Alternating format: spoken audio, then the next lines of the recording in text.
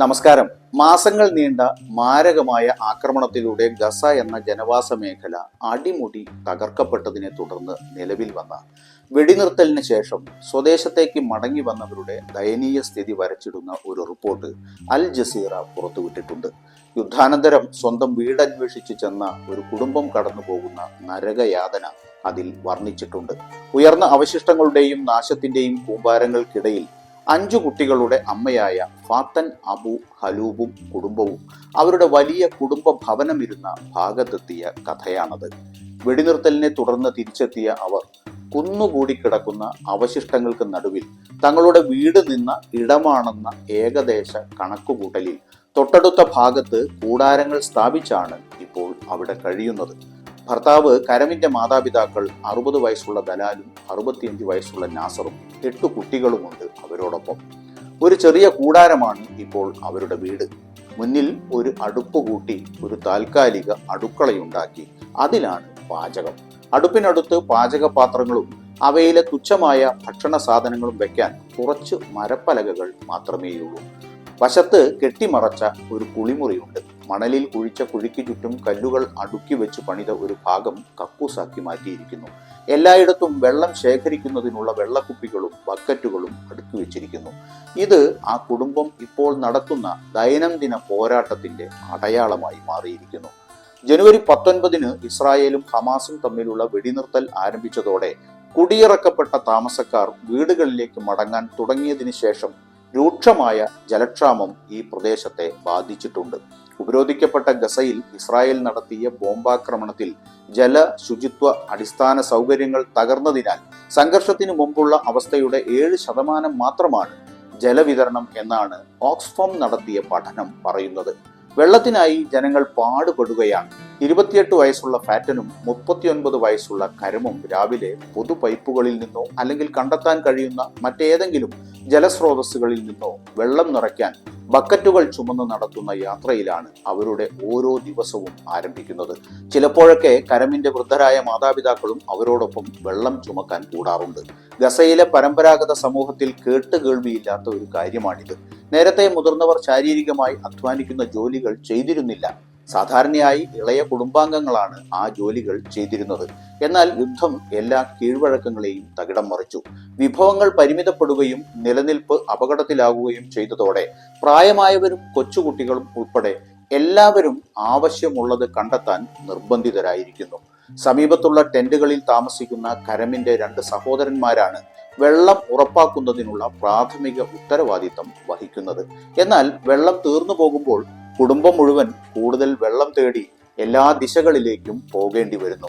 ഗസയിൽ ഇസ്രായേൽ നടത്തിയ 15 മാസത്തിലേറെ നീണ്ട യുദ്ധത്തിലുടനീളം ഫാറ്റന്റെ കുടുംബം ബോംബാക്രമണങ്ങളുടെ നടുവിൽ വടക്കൻ പ്രദേശങ്ങളിൽ തന്നെ തുടർന്നു.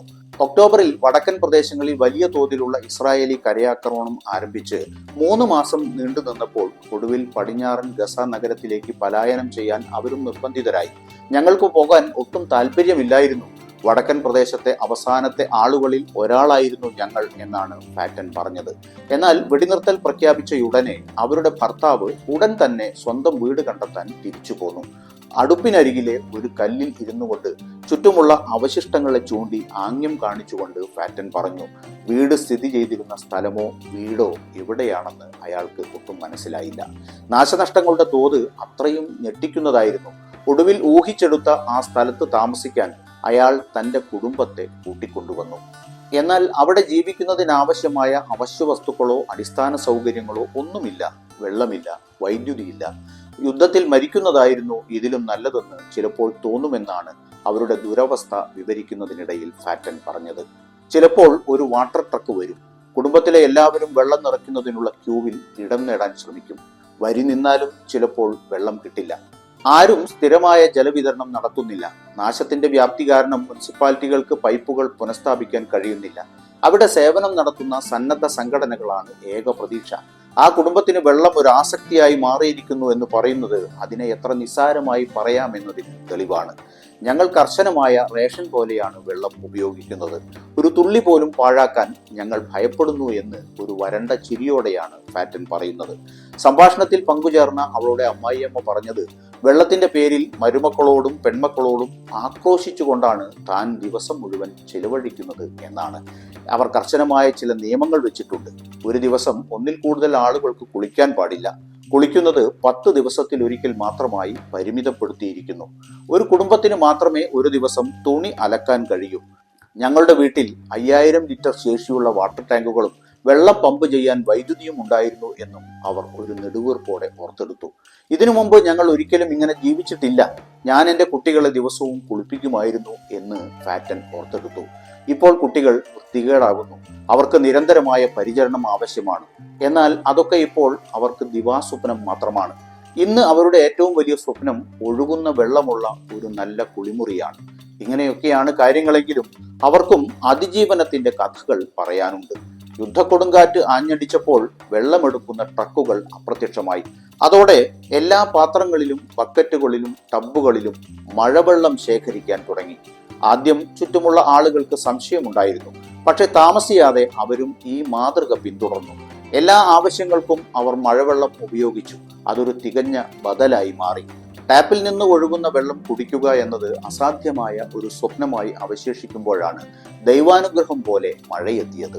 വീട് വിട്ടുപോയി പടിഞ്ഞാറൻ ഗസ സിറ്റിയിൽ ടെന്റുകളിൽ താമസിച്ചിരുന്നപ്പോൾ വന്ന വെടിനിർത്തൽ വാർത്തയും തുടർന്ന് കേട്ട വിവരങ്ങളും വീണ്ടും അവരെ സ്വപ്നം കാണാൻ പ്രേരിപ്പിച്ചു. പ്രത്യേകിച്ചും വെടിനിർത്തലിന്റെ ഭാഗമായി മൊബൈൽ ഹോമുകൾ കൊണ്ടുവരുമെന്ന് കേട്ടപ്പോൾ ഞങ്ങൾ വളരെ സന്തുഷ്ടരായിരുന്നു.